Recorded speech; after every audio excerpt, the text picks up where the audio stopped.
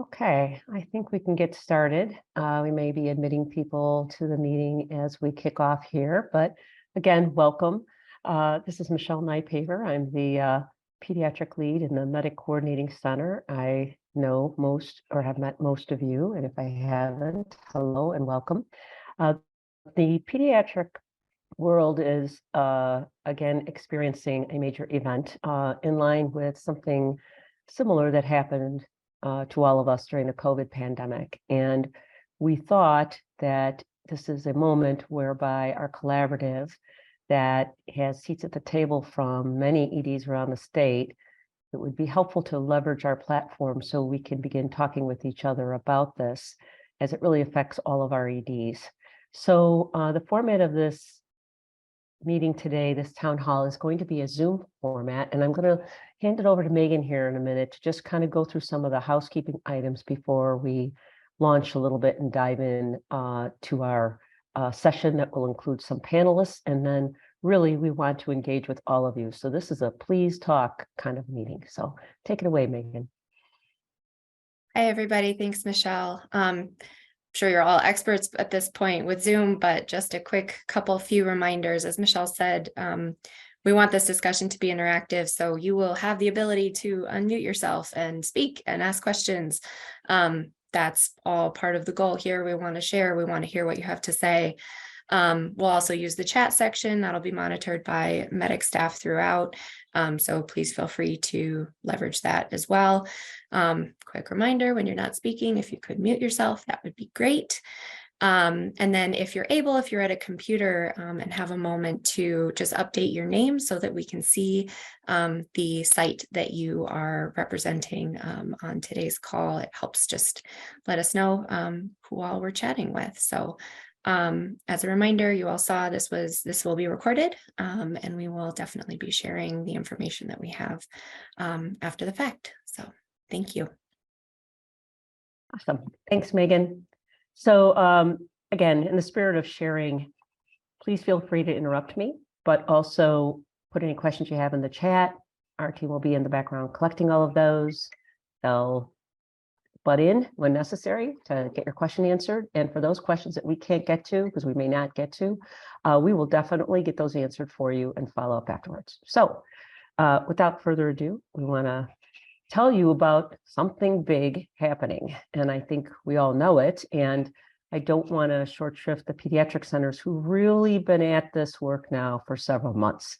And now that it's affecting all of us in very big ways, and it is in the national news, we really felt compelled that we need to, again, collaborate on what this is, what's happening, and how we could work together, what problems we're experiencing them.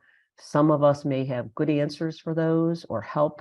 And the goal of Medic is to shorten the line between good to great, and by borrowing, stealing, sharing to the best of our abilities on what works. So to that end, I think we've all seen all of this in the news, radio, TV, internet, however you get your news these days. You have to be living in a cave to not know that all of your pediatric compatriots are in big trouble from a capacity standpoint. And the ED doors are being knocked down through I'll call it a tri-pandemic of, really RSV, flu around the corner, and still dwindling COVID. So this is respiratory viral season, and certainly we are experiencing much pain in our EDs. And it's not just a pediatric problem. We already are seeing in New York cases of adults who have died from RSV. So this is not just a pediatric problem, in that our EDs on the community front are now faced with children coming in and long delays in being able to get them to higher levels of care if that's required, or capacity problems within their own institution because they may not have the people or the facilities to care for them. So lots of big problems to face. So I'm hoping that we can hear from our speaker panel, who I'm going to introduce in just a random order here. We have physicians, clinicians, quality leads, chief of staff, chief information officers. We have a good group of a wide range of representative hospitals in the state. And what we've asked them is a set of questions. First, let me just introduce you to the panelists. Tom Cholglas, and I'll give you a more thorough introduction in a minute when you speak. Andrew Martin from Chelsea, Patricia Pazarabo and Sarah Chackle, Dominique Hill and Jody Galdes from Trinity Health Livonia, Debney Bala, and I think Kurt Stankiewicz is on the call from Children's Hospital of Michigan, Beth Clemens, who's representing the Henry Ford Group at Wyandotte, Courtney Mangus from Michigan Medicine, but also works primarily at Hurley, Anna Runs, Athena Sikovitsis, who's our service chief at Michigan Medicine Children's Emergency, and Marie Lozon, who's our who happens to be a pediatric emergency physician, but also is the chief of staff for Michigan Medicine. So we have a wide group of perspectives here to share. Next slide, please. So I just wanted to share to everybody who's watching today what we asked our panelists to start to address. We're not going to limit them to this, but we wanted to start the conversation, and I'm going to just call on you randomly to tell us in about 3 to 5 minutes, no PowerPoints required, just, what are the biggest challenges your sites, providers, your system is currently facing with this surge? What have you done in terms of strategies to address it? What are you thinking about doing? What's next? Remember during the COVID pandemic, we were talking about tents. I know that there's some children's hospitals in the United States who are thinking or are doing that. And, this isn't an isolated event, okay? We've lived through this once. We're starting to see it again. And it's starting to be like we have to get our P's and Q's in gear in terms of being ready for these events as they hit us. So what kind of maybe hardwired things are coming up that we could address these in the future? So I'm going to just open this to our first speakers. It's 12:08. And Children's Hospital of Michigan Group, I'm going to call on you first. So from Children's Hospital of Michigan, one of the biggest children's hospitals in the country, Debney Bala is here, who I think most of you know from the Medic Collaborative. She's the Director of Quality and Patient Safety, Children's Hospital of Michigan. And I know Kurt Stankiewicz, Kurt, I think either you're the Division Director or the Director of the unit now, a Pediatric Emergency Medicine physician. Let's hear from you guys and tell us what's happening downtown. Kurt, do you have audio? Yeah, I do. You can Okay, all go hear ahead. me. Go ahead. All right, great. So thank you for the opportunity, everyone. So our biggest challenge is staffing. While, of course, we're all busy. We're seeing a lot of patients. Last week seems to be our peak. We're about 400 patients a day, a little over last week. This week, the past 3 days combined, we're probably around 300 patients a day. Our acuity level has not changed, it looks like. Every day we're boarding ICU patients in our emergency department because of bed capacity issues upstairs. We're boarding anywhere, 3 to 9 ICU patients in the ED. So that stretches our ED staff because, we're struggling a little bit with staffing. So the staffing is also impacted the floor teams upstairs. So we have capacity. We actually have empty beds in our ICU as well as our inpatient units. We just don't have the nurses to staff those beds. So that sort of causes a bottleneck and the patients back up in the emergency department. What we've done to help mitigate that, we've put some extra docs on and we're running pods in our emergency department without nurses. We're managing basically all of the asthmatics without respiratory therapists. We've done 2 Kaizans in the emergency department with our fellows, and we came up with some processes where we can effectively take care of these patients without nursing input. That being said, the patients need high flow, they have bronchiolitis, they obviously need respiratory therapy. So we've deployed respiratory therapy towards those sicker patients, the patients with respiratory failure or those needing high flow. And we've consolidated nursing resources to the critically ill in the ED. Some other things we've done, I think my co-chiefs in the hospital have been super supportive. Traditionally here in my house, we had admitted children in the emergency department. We own them until they geographically went upstairs. that's different now. So over the past 2 months, the floor teams have taken over management of the kids in the ED. So that's freed up my docs. We've now asked all the subspecialty and surgical subspecialty teams to round on all admitted kids first thing in the morning. So that sort of helps us a lot too, because now these kids are getting the inpatient care while they're here in the emergency department. That has also helped free up my docs to see new patients coming through the door. Let me see, did I answer all your questions? Yeah, I have one just caveat Okay. here. Kurt, correct me if I'm wrong. Your normal baseline volume is around 200 children a day. So this 300 and 400 is like 50 to 200 to 100%. Yeah, doubling of your volume. 230 is probably our average. But yeah. We do fluctuate though. I mean, a traditional peak winter volume day is 400. So I wouldn't say that we're way above our historical peak. I mean, we don't normally hit a historical peak in November though. We normally here in our emergency department, we hit peak volume with flu. So flu is really high number, low acuity type of an emergency day. The problem with this is you have the bronchiolitis acuity level mixed in, and the children are just sicker, so they're requiring a lot of resources, a lot of ventilators, that sort of thing. Okay.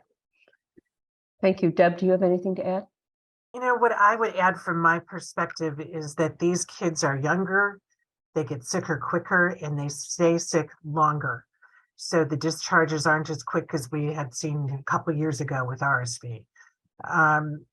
We've had our incident command center open. We're now going into week 2, and we are poised to deploy the surge staffing model for nursing care, going to a team approach versus what we traditionally do here.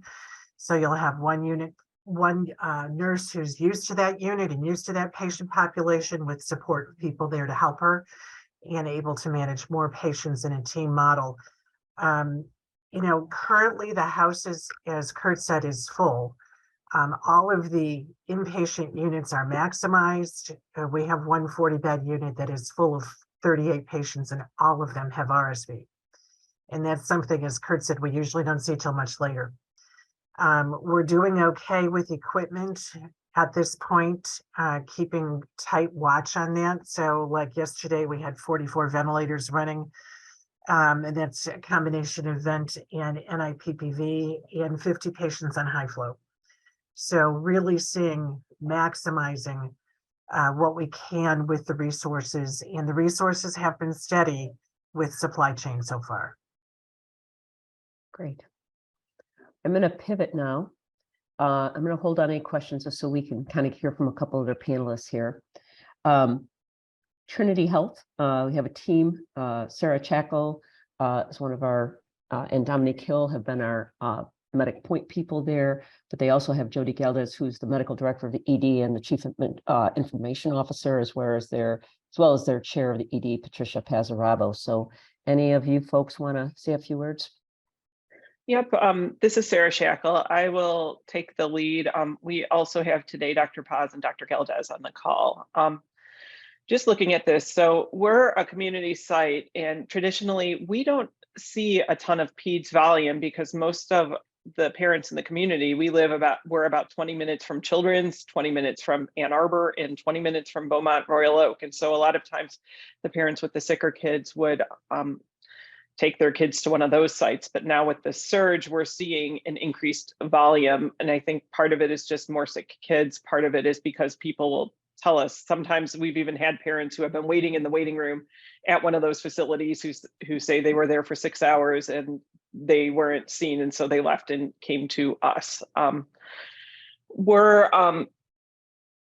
We're seeing increased volumes. We continue to struggle, like most hospitals, with boarding of inpatient adults. And then from a peds perspective, we do not have any sort of inpatient peds. We have a labor and delivery unit and some neonatal nurse practitioners who have come down to help with access and things and really critical infants. But other than that, it's just the ED.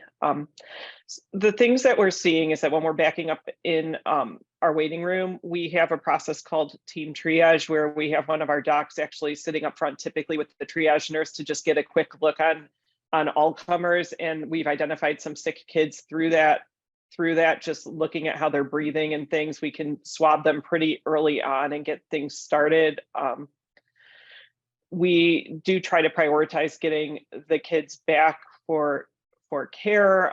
We do have access. I believe we have 2 pediatric high flow nasal cannulas if needed. But we're struggling, like probably many community sites, with just the volumes at the peds specialty centers, where in prior years, I would say that we probably had a pretty low threshold to transfer it for the eyes of a pediatric emergency specialist if we were worried the kid was sick, and we're watching those kids a little bit longer now.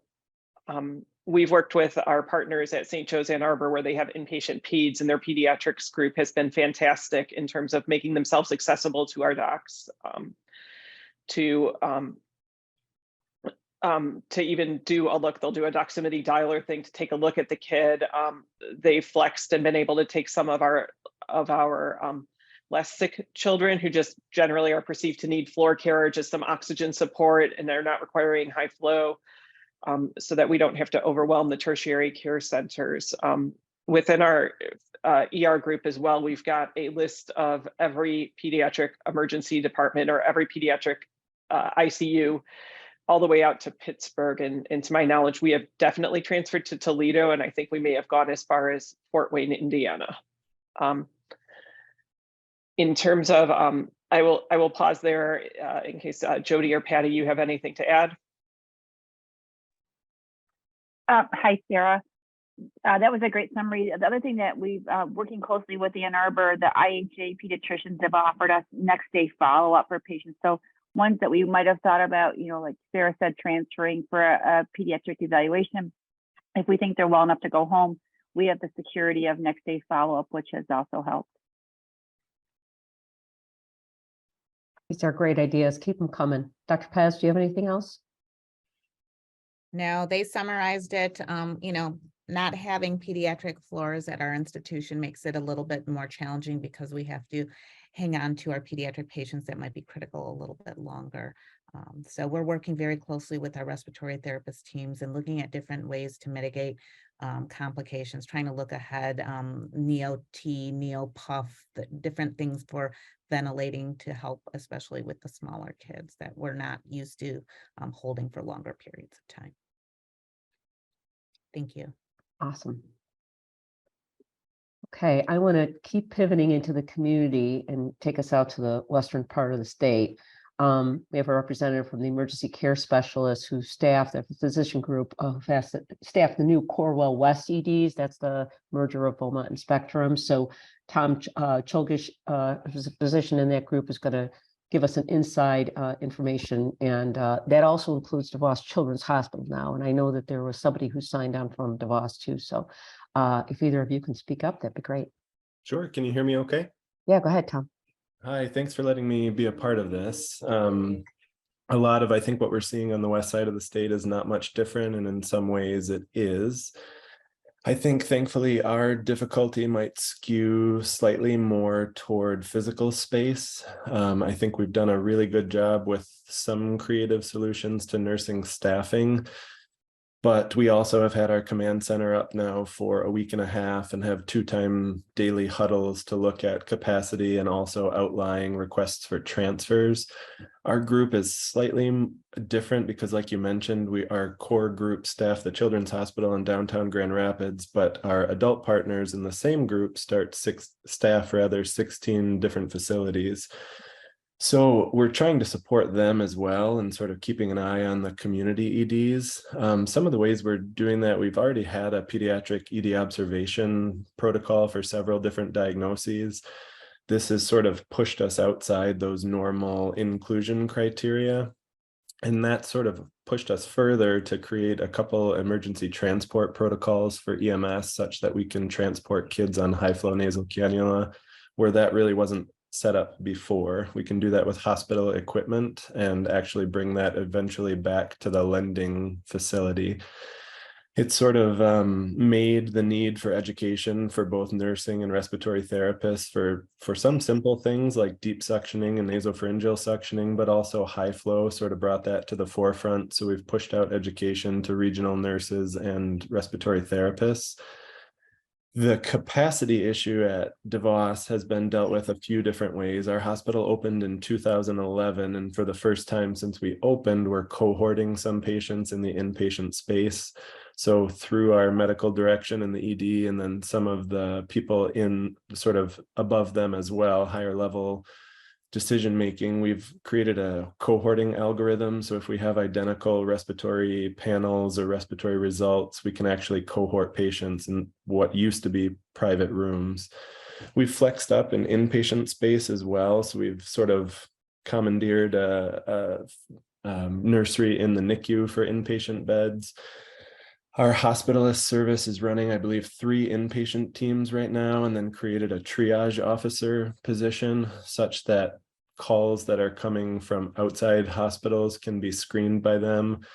Something that's sort of newer that I think has been mentioned is we're trying to set up teleconsults with our hospitalists so that we can both look at kids that may need high flow, but also perhaps do a high flow holiday and see if some of those kids that are not able to be transported or transferred out of those community EDs can be looked at and see if maybe we can discontinue the high flow in certain cases. Our longest that I know of is a 5-day ED stay on high flow with an eventual transfer to pediatric overflow at Detroit Receiving. That was from a hospital we staff in Owasso. Our PICU, normally we have 24 available beds. As of yesterday afternoon, I think we have 51 PICU patients. So they've flexed up as well. They have an additional overnight person for obvious reasons. Some challenges that I think we didn't maybe foresee is what effect small and not so small ebbs and flows on our behavioral health patient, how population that is, how that sort of gets in the way of our ED throughput. So when we have the most I know of was 11 or 12 behavioral health patients in our ED, that's 11 or 12 beds that are offline for that time with the volume that everyone's discussing. So we've sort of changed slightly how we deal with those patients and gotten some ED space that can full-time be used to house those patients, get them social work and behavioral health consults when needed, order home meds, and use it as sort of an observation space rather than taking up inpatient hospital beds. The other thing from an ED staffing standpoint, we have worked with the hospital as far as what other space we can use, and we have a sedation unit adjacent to our ED space where we can sort of crescendo from 4 to 8 beds and add a full-time third ED module for the day. That's obviously being used in the morning and early afternoon, so we can sort of continue to add those beds online as the day goes on. Wow. I Go ahead, think- Tom. No, I think that's about it.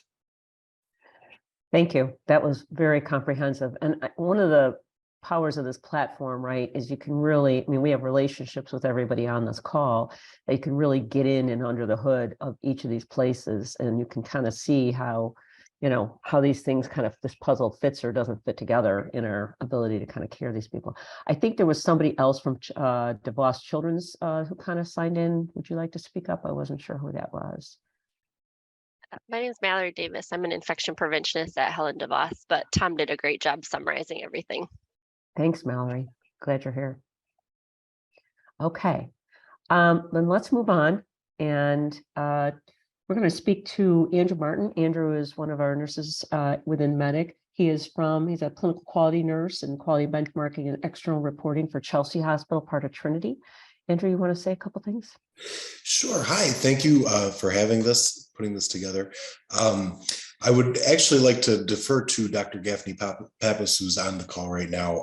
He'll give you a lot more specific information. He's our physician champion. And yeah, so Greg, if you're there, take it away. Yeah, can you hear me? Yeah, we can, Greg. Thanks for coming. Yeah, happy to be here. You know, at Chelsea, we're part of both Trinity as well as U of M. So we have a kind of a unique relationship. But we are a small hospital, and this whole pediatric respiratory illness has brought up a lot of pediatric readiness questions for us. So as soon as this occurred, we actually had a couple of intubations that occurred in our hospital. We did not, or in our ED, we did not have ventilator equipment to take care of this. We had to bag. I mean, just going through all of these different issues, we've identified all of the airway equipment that we did not have. We didn't have the appropriate high flow nasal cannulas. So now we have all of those. We now have a neopuff. We recently got a ventilator circuits for our ventilators, but then realized that Trinity did not pay for those ventilators to have the Neo software. So now we have to pay extra to get the Neo software. So there's just a whole bunch of airway, specifically airway stuff and equipment that we were not ready for. And I imagine that other smaller community hospitals may have similar issues. Our respiratory therapists are not trained on pediatrics, so they're now learning all of the protocols. They're getting in a whole initiation protocol to help when we get people on vents. I know some people don't even have respiratory therapists, so for us, we're actually pretty lucky to have them and the motivation to kind of learn all of this stuff. We've also had issues with obviously hospitals being full and having to transport to multiple different places. As Sarah said, I think someone transported as far as Fort Wayne. We have the same list as them, out to all the way to Pittsburgh if necessary. We found out that our ambulance company HVA in Washington County cannot transport any kids less than 5 kilograms, which puts us at only using air transport such as Survival Flight or Panda. Panda was awesome in helping us amazingly from Children's, but then recently it's been gotten so busy down there that they've decided that only when there's a transfer to Children's can we use Panda. So now that's not as much of an ability to use that at this point. So we could be potentially stuck with a patient for hours in the emergency department and not be able, we now have ventilators, luckily, but before we had to bag them. So there's a lot of kind of issues that were brought up as kind of a part of a smaller hospital.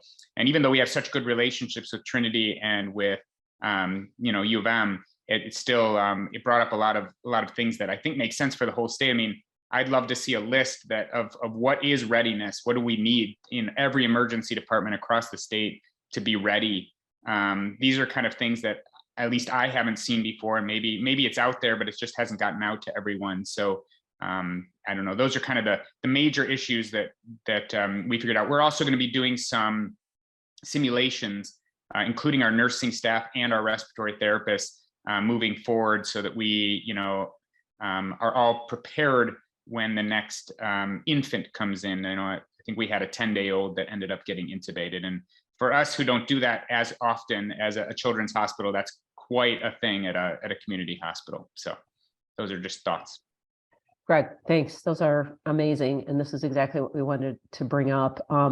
There's some resources that were just put into the chat, EMS and pediatric readiness that Marie Lozon put in for you. I know that the AAP has been very big in trying to establish protocols, procedures, and lists of stuff that you would need for pediatric preparedness in community hospitals. So there's stuff there. We can definitely point you in the right direction. Okay, I wanted to spin over to Henry Ford Health. We're going to be represented by Beth Clemens, who's the chair and medical director at Henry Ford Wyandotte. So Beth, if you can hear me, do you want to chat? Sure. So thank you for having me. So we've had a lot of the same scenarios that Greg had just described, and I'm sure others before him. The equipment issues, it really pulled us up, and now we've, have high flow at both of our departments. A couple of the things that we found is, obviously this distance that we've transferred patients. So we've had 13 or 14 transfers out of Brownstown and 4 out of Wyandotte in the last 2 weeks. We've gone as far as Akron, Ohio. We've gone to Sparrow, Saginaw, and then some other places that are a little closer. The Henry Ford Health System has expanded and more advertised a little bit some of their pediatric bed options and been able to expand to some high flow for general medical floors, as that's kind of what we have is general medical floor peds. So that's been helpful, and that has we've been able to transfer a few patients there. Our patient length of stay, I think that's one of the big things. So not only having the initial equipment, but the time that we're holding the patients, even at Brownstown, which is freestanding. We had a PICU intubated patient, a 5-hour stay, 7, 6, 7, 10 and a half, 4. It's a lot of hours at a freestanding ED that doesn't have a lot of staff, doesn't have a respiratory therapist, and at least one of these patients was intubated. So that's a lot of the struggles that we've had. And then the last, a simple thing, and I happy Kurt is on here from Children's, Stankovic. So he came the other day with some of Children's staff, which was already a pre-planned event before RSV, but was very timely, to review some of our equipment and processes and things. And so we did share with him, but it's similar at all the children's hospitals, is that they're asking for an awful lot of information when they don't have a bed. And the staff who's holding on the phone are actually our doctors and residents. It's like between 1.5 and 2.5 hours of phone calls to get an accepting facility. And in that meantime, you're giving all this information, but they don't have a bed. So if there would be a way for the children's accepting facilities to help us manage that, that would be really appreciated.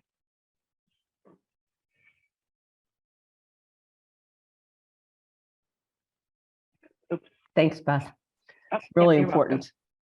Can I echo that real quick? Just real quick. Please, The go same ahead. exact thing is that each time we call, it takes sometimes up to 20 or 30 minutes before we hear a no for a transfer. So it just, because you have to go through this whole transfer process at every institution. And if there was a way that we knew that there were no beds, there's no way that this patient can be taken. I know it's not easy with every patient's a little different, but that would be super helpful for us in all the outside sites, just to get a quicker answer so we can move on to the next.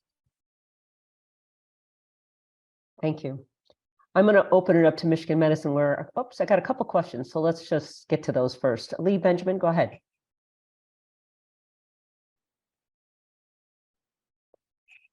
Lee, can you hear me? Yep, gotcha. Can you hear me? Yes, go ahead. Right, so just very quickly, some of the children's hospitals have been fantastic, and we tried to transfer a non-respiratory child who clearly needed an inpatient stay that outstripped the resources of Trinity Ann Arbor, and Children's took the information, accepted the patient for kind of the next available bed. So even though they didn't have a bed, they kind of earmarked this patient. The patient stayed with us 24 hours, but then was transferred. So even though perhaps we can think of when there is not a stay, what is the strategy to get these patients going? Instead of a hard no, let's get your information and no, perhaps we can rethink our strategies, and perhaps it's a yes when a room is available, or something else, just trying to think innovatively. Thanks, Lee. Cyril, you had a question.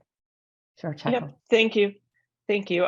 One of the things that I've been thinking about is one of the resources we've had is being able to use Trinity Ann Arbor, and they have an inpatient peds ward, but not a PICU on site. And a lot of the kids we're seeing, they need a little bit of oxygen. They're desatting pretty low when they're sleeping, but they otherwise look okay. And I'm wondering if anywhere within the collaborative, or if we've got a list of not just the places that have PICUs, but just places that admit inpatient kind of floor level peds as alternates, because sometimes we do have those patients, we really don't think they need PICU care, but they're a little bit too sick to go home.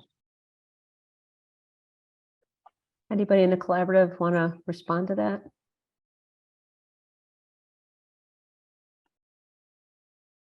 I don't have a comprehensive list of the sites, but I think it would be great to collate that just for a greater community resource. Hurley in Flint does have a PICU, but we also have an inpatient unit for general pediatric care. They are pretty constrained as to, they have to be very, very low acuity to go to our floor. No one on high flow or continuous nebs can go to the floor, but there usually is space because most of the kids we admit through the ED end up in the PICU. So you could always try Hurley as a site that's not close, but not in Ohio as an option. Thanks, Courtney. When you do respond, if you can just say your name and where you're from, just so people know who's speaking, that'd be great. I want to get to Michigan Medicine here. We have Athena Sikovitzis, who's the service chief for the Children's Emergency Service Unit within Michigan Medicine, which is kind of a freestanding children's hospital separate from the adult unit. And along with her is Marie Lozon, my colleague in pediatric emergency medicine, who also happens to be the chief of staff for the entire Michigan Medicine organization. So I'm going to let them have a few words. And I think Marie's going to talk a little bit more about state level resources, feds, what's happening around the nation too. Go ahead. Do you want me to go first? Thank you. Thank you, everybody, for having us. And thank you to Medic for organizing this. I think we're all facing very challenging times. Mott is not as large as Children's Downtown. Our average census at this point is usually about 100, 130 patients a day. We are hitting over 200. So we are almost doubling the amount of patients that we are also seeing. Due to that, it's a matter of space. Our hospital is also full. We have boarding patients. I will say my nursing staff has been wonderful at making beds around our ER. It is also space and seeing patients has been most difficult. We have been able to tap into another space within close to our ER that we are able to utilize from 3 p.m. to about 3 a.m. to kind of offload some of the patients that we can see and get taken care of. I think we're all facing staffing issues, nursing, physicians. I could use some more physicians. We have also increase some of our physician staffing by offering more money as far as working extra hours. We are reaching out to our ambulatory care is trying to assist us as best as they can in helping to see some of our lower acuity patients. We've never had that before. We've never, this is new for Michigan Medicine. We have a lot of negotiations. We have union nursing, advanced practice providers. So we have to work around the union and we have to work around everybody's work hours. I know Kurt mentioned something about the residents. The residents are already struggling. We're struggling with residents as far as their work hours. As I said, we've tried to expand our space as best as we can. We also have made an association with part of Trinity as an IHA to see if we can transfer our lower level little bronchiolytics who are just on a little bit of oxygen or perhaps some low flow, high flow to part of the Trinity system, either in Ann Arbor or all the way up in Pontiac. So we've actually began that process to see if we can transfer some of these patients. Our other goal, and we're a quaternary hospital, so it is really hard for us not to take care of some very complicated pediatric patients. So we are really struggling of how do we provide care to very subspecialized patients and how do we provide care to this surge of respiratory patients. And that's probably why many times when outside hospitals are calling and saying, look, I have this, and we at that moment might be able to have space for them, or we may not, or we're trying to provide as much information over the phone as best as we can. I have to tell you, I love hearing that people are doing telemedicine. We are trying to increase our capacity to do that because I think as we talk about a center, do we have some way that we could all see this patient, right? If a smaller community hospital we can telemedicine and look at this patient, perhaps we can offer guidance, see who needs to stay there, who do we need to escalate as far as their care goes. I think that's where we're at this point. So far as our equipment goes, we're not having any issues. We have enough high flow, we have enough ventilators, we're not short of equipment. So I don't know if that's helpful for people. We're really just short of space. We are short of beds. We only have so much nursing and really physician capacity at this point. We are all trying to increase our physician nursing loads, our advanced providers, and I'm sure you're all noticing this. It's hard to find people right now, and we are struggling a little bit with this. Marie probably has more information on a larger management scale. Thank you, everybody. Thanks, Athena. Go ahead, Marie. Yeah, I just want to share that on the federal and state levels, people are working really hard to come up with rapidly just-in-time training, cross-border load leveling, all the things that everybody's doing. And we just had a federal town hall yesterday. And would it be possible for me to share my screen for a second? Yep, we'll do that.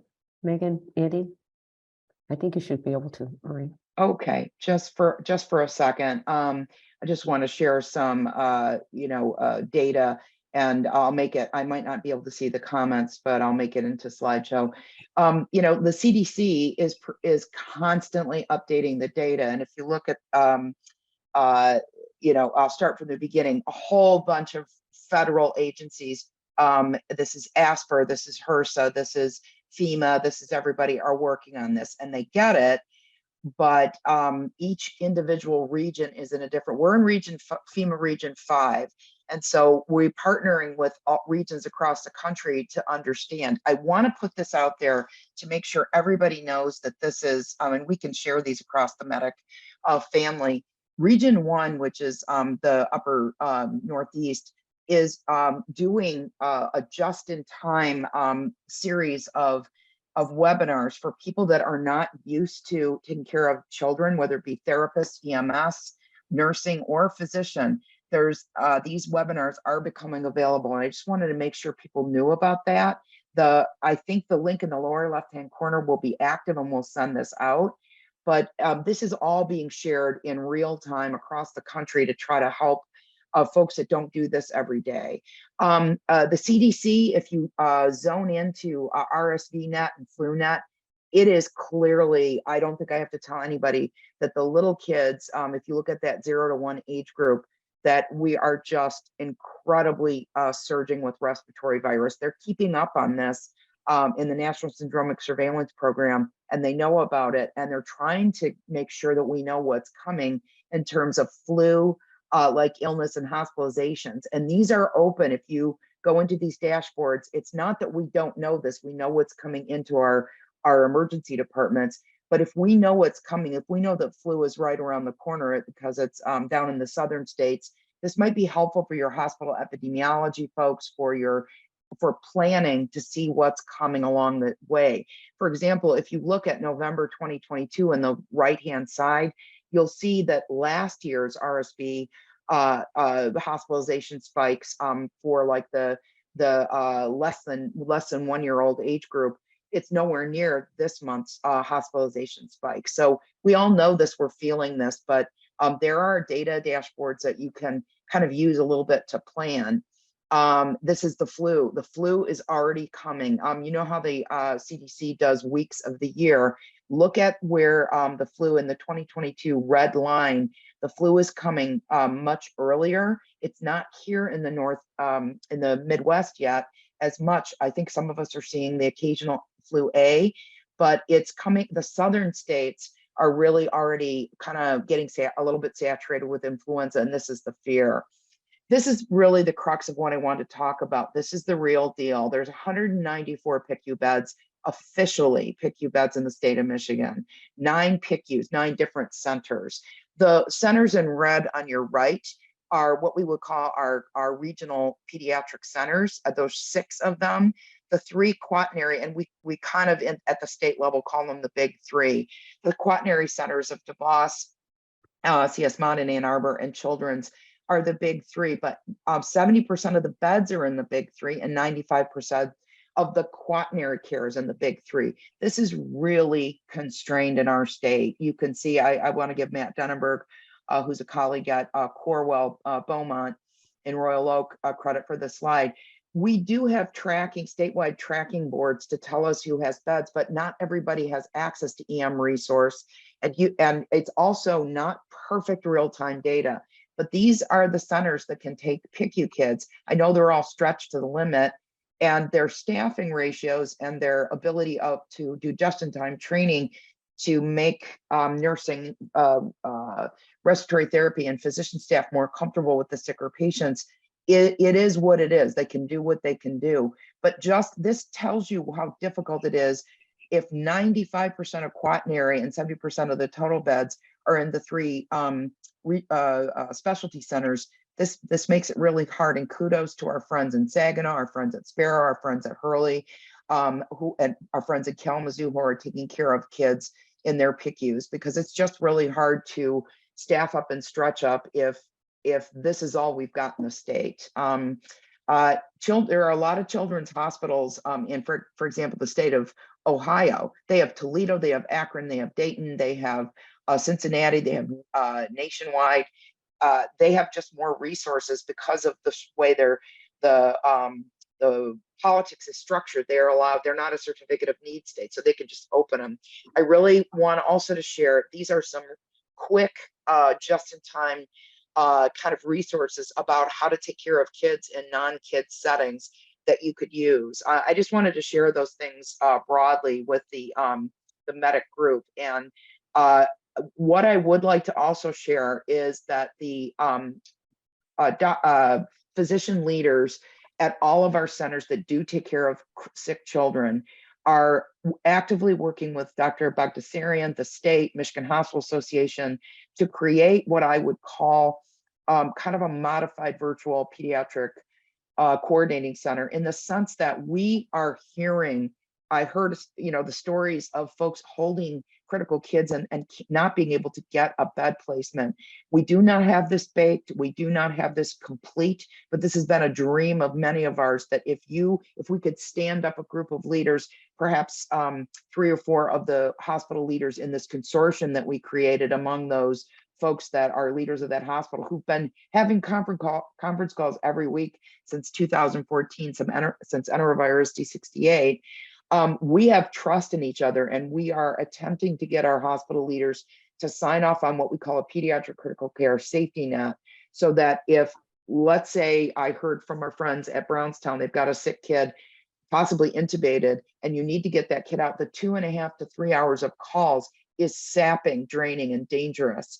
And we need to get a closure on that. Can we have, I don't want to say a memorandum of understanding, but something in that style, so that we can say yes to that kid quickly. We are in, this is literally trying to be constructed in real time right now, so that we can then offer that to all the hospitals. MHA can blast that out, but I will be honest with you, that is not fully agreed to by every hospital CEO, CMO, that we will participate in this critical care safety net. Most are willing. We're working hard on this literally every day. Matt Denenberg is doing yeoman's work. But if we could get that sort of pediatric coordinating center, safe critical care safety net at least up and running, we would eliminate some of the burden for our community brothers and sisters who are keeping kids safe in their EDs, but truly sapping their resources and causing a lot of, I think, moral harm and to themselves, because this is not their comfort zone. So I can't promise this is going to be baked in the next day or even few days, but there are several of us working on this just desperately to get a methodology together. And how can we guarantee a place for a sick kid where we also have to balance the non-respiratory care. So I did want to offer those just-in-time educational resources and that discussion that the hospital leaders in Michigan that do take kids are trying to build what I call the critical care safety net. And more on that will follow. If we can get this in place, I would imagine it could get blasted out to all the hospitals in Michigan to try to, I don't think this is going to eliminate our stress. I don't think this is going to eliminate transfers out of state, but if we could do something to create that excess capacity within those 9 hospitals and try to take kids that are within our own state, we would eliminate some of the burdens for our community partners. Thanks, Marie, and thanks, everybody. This has really been very enlightening and eye-opening. I think it's helpful to hear how these pieces fit or don't fit together. To that end, I have just a couple questions from us I wanted to get to just make sure we cover everything. Number one, I did not hear too much about if and how sites were working with the ambulatory side of things, trying to keep, maximum care, optimal care in the community, appointments, availability, things like that, to make sure kids who don't need to come to an ED don't get there, and rapid follow-up, et cetera. Has anyone have a tap into network or are using that kind of a network to try to limit the inflow? Just kind of curious. Okay. And then my other question is that before this call, several of you contacted me and wondered about having resources, and thank you, Marie, for pointing those out. We'll get those circulated to everybody, and we can post on our website. We will do so. But if anybody site would be willing to share any of their protocols, procedures, how do you choose what level of high flow oxygen, things like that. Those are not things that often small community providers have at the ready. If a children's hospital or one of the bigger community hospitals are willing to have or share those with others in our medic network, that would be awesome. Please just contact me or someone on this call and we can create those links. I want to make sure we give attribution for creating those, but we want to make sure that we get help when we can. And then finally, Marie, I'm going to direct this question to you really quick. I've heard several times on this call about staffing. We all know there are staffing woes. There's not enough nurses or PAs on earth, to fill the need. Is there any talk of like a statewide bargaining unit for, like, wouldn't it be great that we could go to all these, part-time staffing agencies and say, the state of Michigan, come to the state, we'll let you work at this hospital, this hospital, this hospital. It's a bigger piece maybe that could wield a little bit more power to actually get more boots on the ground. I don't know. Is that just crazy? It's not crazy, but it's complex because everybody is competing for the COVID cadre of travelers that were created. And the idea of getting pediatric ready critical care or pediatric skilled nurses is just so difficult. It was a little bit different with COVID because there's, I think, more of a pool of skilled adult nurses. A state level bargaining or hiring or deployment, it would require probably a declaration at the state level. And here's the problem. COVID, we had a PHE. In fact, we're still in the PHE at the federal level. Biden has declared extension of the PHE, or at least he's not standing it down. So we have a PHE at the federal level. States, if they declare a public health emergency, that gives us latitude around things. Many of us are working now that the elections are over to try to get some type of a declaration so that we can have latitude. For example, if I have latitude from some legal constructs of a public health emergency, I can say that this kind of a doctor can work in this kind of a space in my hospital. As the chief of staff, I can redeploy. I can move people around and say, you now have privileges to do this in this space by dint of education or training. And we can do just-in-time training like we did during COVID when pediatric ICU doctors were running a COVID unit in the children's hospital for adults. But it is very hard to kind of force extra staffing, force extra, or get extra stuff when there's not a public health emergency declared.